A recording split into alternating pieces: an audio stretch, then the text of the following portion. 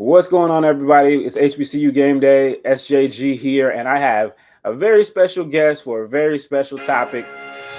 We have, let's see, let me kill that extra noise right there. We have Miss Liv Antilla. She is a former Florida A&M basketball player. She put in her time on the hardwood. She's doing some coaching as well, but now she is really pouring herself into her passion, which is covering basketball, SWAC women's basketball to be exact. And I'm really happy to have her on. Liv, welcome to the show, and welcome to week one of college basketball season. How are you doing? I'm doing great. It's been long nights trying to keep up with all the games, even trying to support the men's team. It's just been so many games, so much good basketball being played, and so much to look forward to. Yeah, no doubt about it.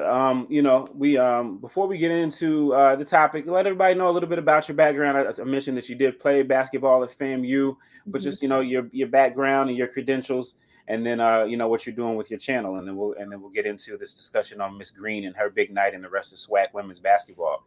Yeah, so I'm Liv. I'm originally from Minnesota. I'm a graduate of the Florida A&M University, where I also played basketball. I was there from 2014 to 2016, so my junior and senior year of college.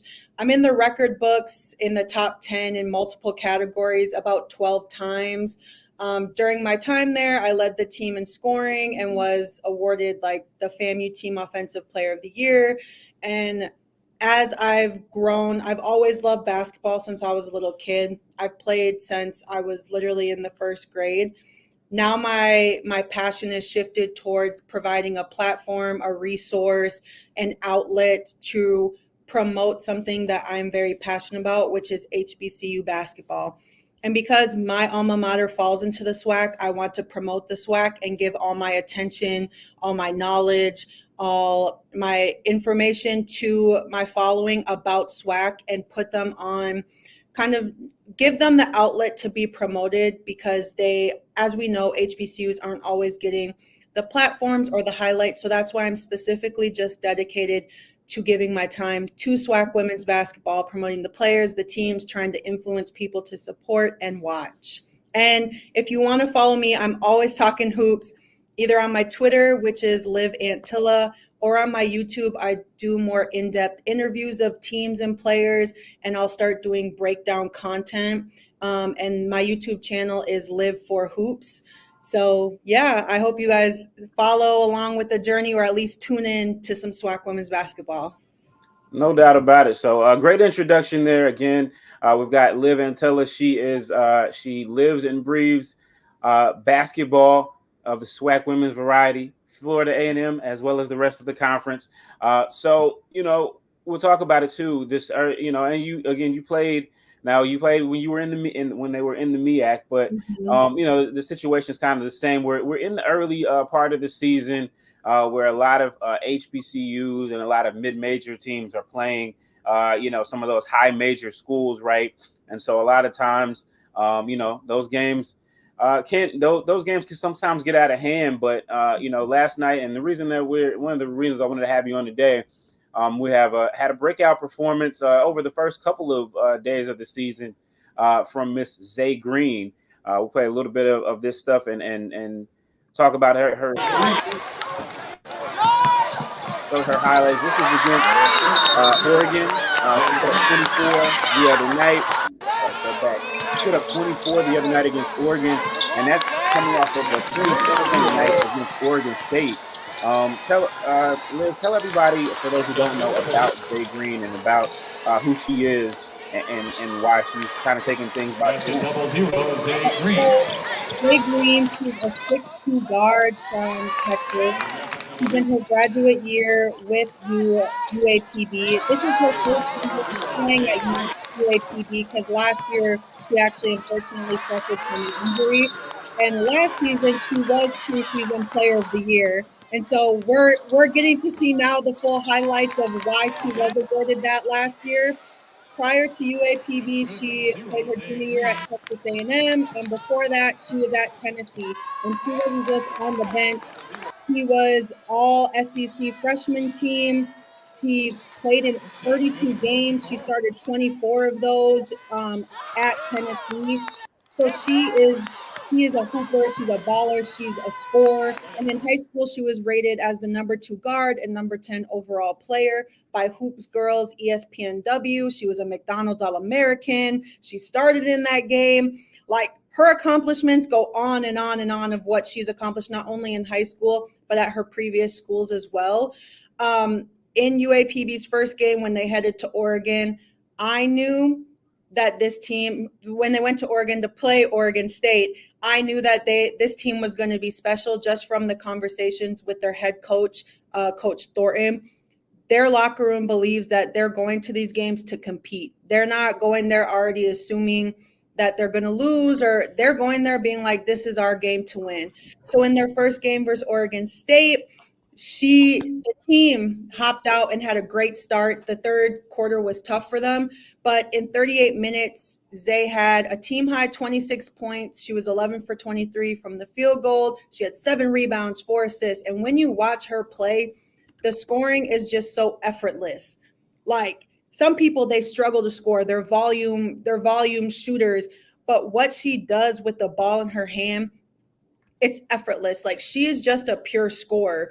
And then last night in their game against Oregon, it was a rough first quarter, which led to the deficit that was hard to come back for them against a super talented team. But as the game progressed, like in the fourth quarter, UAPB scored 31 points.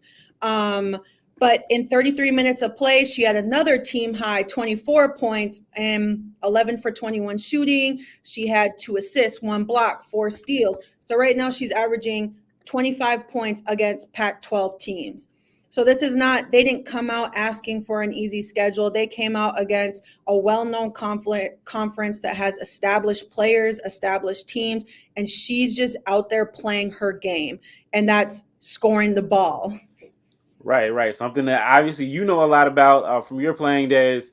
But a great insight there. Again, Coach Don Thornton and her UAPB program have been in contention in the SWAC for the last couple of years. Obviously, we know what Jackson State's been in the SWAC, and then also last year, finally, falling from that perch a little bit with Southern taking home the SWAC women's title. But just talk to me about the depth of SWAC women's basketball right now.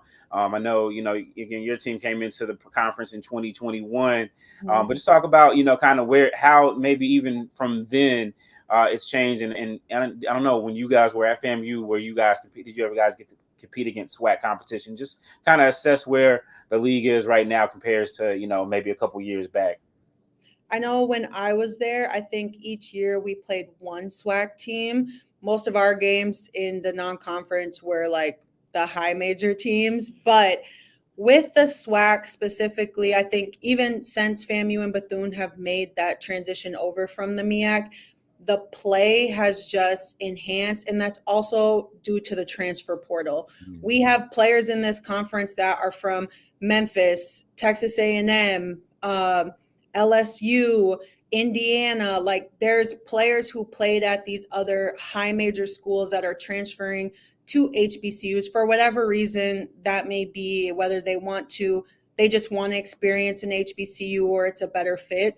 But the play and the players has enhanced so much that every night now, due to the transfer portal and freshmen making the decision to go HBCU, it's really a fight. Everyone knows Jackson State. What Coach Reed has done with that program is everyone has to respect it. They've established as the top dog. And yes, you have to respect Southern because they took them down last year to win the SWAC tournament champion. I think each team in the SWAC they have a different system and they look completely different. But last year, of those in-between groups, like 2 to 6, all their records were 12-6. Like, they all had 12 wins and 6 losses in conference. So it was a very even pack. And I think this year it's even going to be even more of a dogfight. We have 2 new coaches this year with Grambling and FAMU who will bring different looks to those teams. And then Texas Southern, this is their second year. Last year, they were one of the youngest teams in the NCAA, so they will look different than last year. Mississippi Valley, who was 12th last year, they have 15 new players on their team. So coaches are not afraid to make changes here and bring in those junior college transfers, those transfers, high-marked high school players to be able to compete. The level of play is enhanced because other people are coming and these teams, they want to win. And so I think this year, every night in the SWAC is going to be a dogfight because it's really just that competitive. Yeah. Yeah, great points there for sure. And talk about, I know you mentioned FAMU, your alma mater. I know the program's gone through a lot of changes since you finished up there. Not only the change from the SWAC, but different coaches and different things like that. But talk about the new head coach there and what you're seeing out of FAMU. I know they started off with Tennessee, the new coach's alma mater. But just talk about FAMU, where they are this early in their new coach's tenure. Yeah, so Coach Gordon, for anyone who doesn't know, she's a Tennessee Lady Vol legend. Like, her name is up in the rafters. She's a Hall of Famer. She's an Olympian. She has a long coaching resume. Like, she is accomplished on both ends of the spectrum. So playing and then coaching, she's just done a great job of, when she's gotten into coaching, building those relationships to be just as impactful as a coach as she was as a player. We will see a completely different team. In all the media days, she's talked about how her team, they will fight. It may not always lead to a win, but they will be aggressive. They will fight. They will give their all every single night.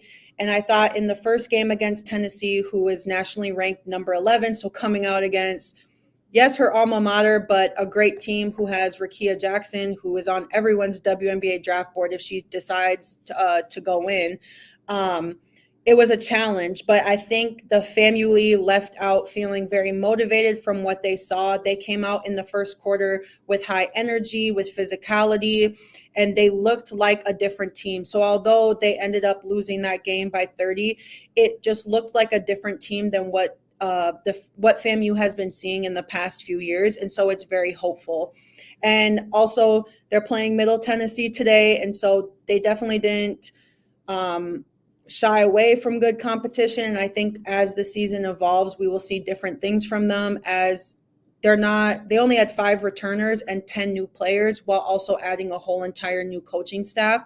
So I think as the season progresses, especially through non-conference, we'll just see them evolve and become more of what Coach Gordon is looking to establish for FAMU women's basketball. Awesome. And, as we continue on here, you talk about, playing tonight. Look for, again, we're now on to Thursday. This is Thursday. So, talk to me about the games that are going on tonight and who do you feel like, has the best chance for an upset of the teams that are playing maybe some higher level D1 schools? Yeah, so tonight, I'm just pulling it up because I have it. Tonight, Grambling is at University of North Texas. And I'm excited to see how they go up against this team. Coach Simmons is a brand new coach. And I think this, depending on how they come out, of course, their first game, they played a lower level team. So it's hard for me to really establish what they will look like. But they won that game. They scored 93 points. I'm excited to watch that game to see how they compete against another D1 team. A&M, Alabama A&M, they play Colorado State tonight. I think there's like 3 of y'all now. I know. I'm like, A&M, which one?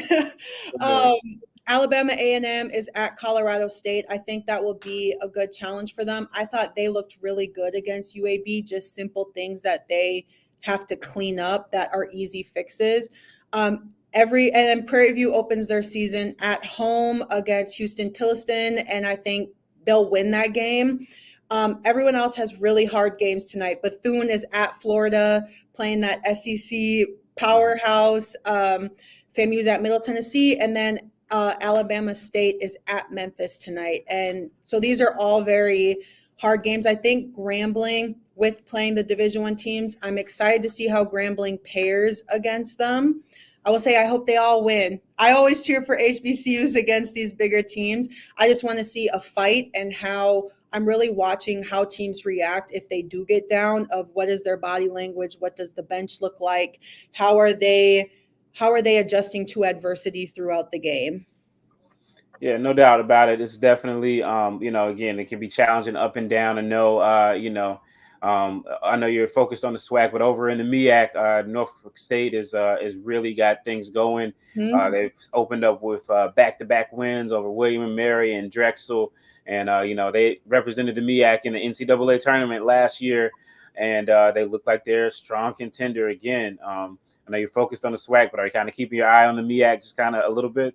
Yes, I definitely pay attention to the MEAC, and Norfolk they are my choice to win the MEAC this year. What their head coach has done with that program is it's amazing, and just the strides. They've also brought in some big transfers who are waiting on waivers with the new rules, but I just think they've just established a culture and a system that works for them, and that's why we see them winning these games against PWIs.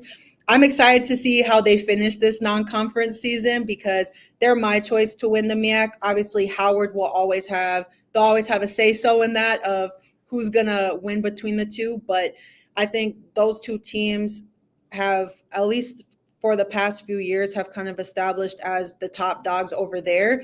And so I definitely pay attention to the MEAC to keep up with those teams. Awesome. Again, we appreciate everybody for hopping on today. This was kind of short notice, but we wanted to, again, shout out what Miss Zaay Green was doing. But, I want to also open the floor. I know you've been watching a lot of these games, and, I'm trying to keep up with football, and then with both the men's and women's basketball. So I appreciate you for coming on and shedding some light, educating me and educating other folks as well. But just talk about some of the other players, any other players that have had standout games thus far, or any players that we should keep our eyes on as we go into tonight and then the rest of the weekend. Yeah, so obviously Zaay, she's great. I think if you're gonna watch Bethune, Chanel Wilson, who last year she was first team all SWAC. She was newcomer of the year as she transferred from Indiana, a Big Ten school. She is preseason all SWAC first team this year. She's a hooper. She's a baller. She gets busy. I'm positive she will end up on the first team again. With Alabama A&M University, I'm really, even after one game, I'm a huge fan of their freshman, Kayla. She, in that first game, although she only had 11 points, I saw a lot of what I liked, of just being able to score, being able to read the floor. And so her name's Kayla Turner, and that's someone that Alabama A&M should really be excited about. And obviously, JSU, you should be excited about your whole team. Last night, they won like 103-39. They had 12 people who scored. They had 5 people in double figures. That's kind of how they play, is every night they're a team who just plays to win regardless of who's hot, and they just feed the person. And I do think people should pay attention to Grambling, because I just have a feeling they're going to make a deep run this year. They have a lot of experience, really good guard play, really good shooters. And I think they're going to be kind of a team that shocks a few people this year. Awesome. Well, again, I appreciate you so much for coming on, Liv. Again, let everybody know how they can follow you, and make sure they subscribe to that YouTube page. Go ahead and plug all that, and for more in-depth coverage of SWAC women's basketball. Yes, you can follow me on Twitter at Liv Antilla, or you can subscribe, go like all my videos on my YouTube page, which is Liv for Hoops. And I hope you guys tune in and engage with me. I love to have conversation about basketball. So thank you so much for giving me the opportunity to do just that.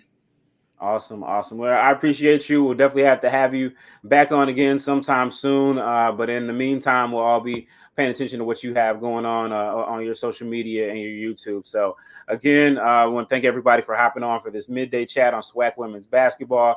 Very enlightening.